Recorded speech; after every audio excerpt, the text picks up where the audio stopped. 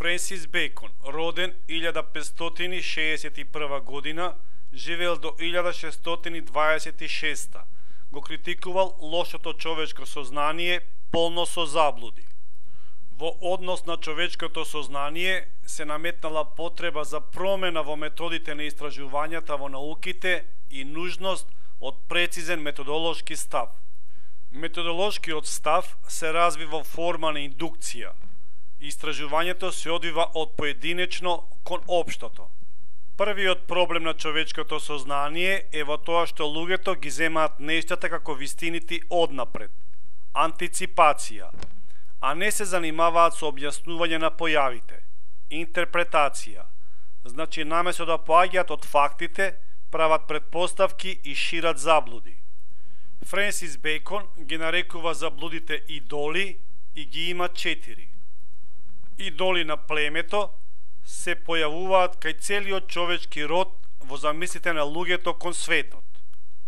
Идоли на пештерата, индивидуални сознани грешки на секој човек, произлегуваат од лошата претпоставеност на човекот кон реалноста.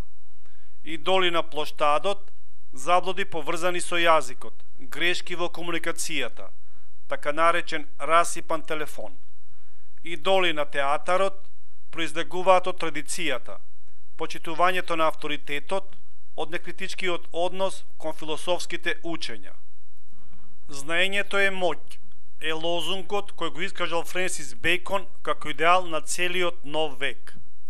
Френсис Бекон се залага за знаења со кои се зголемува човековата сила, нови знаења за природата, технички средства.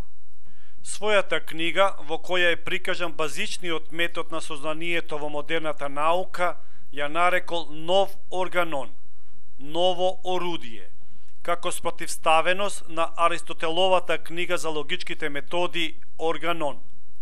Спротивставеноста меѓу методите изложени во двете книги се согледува во следното.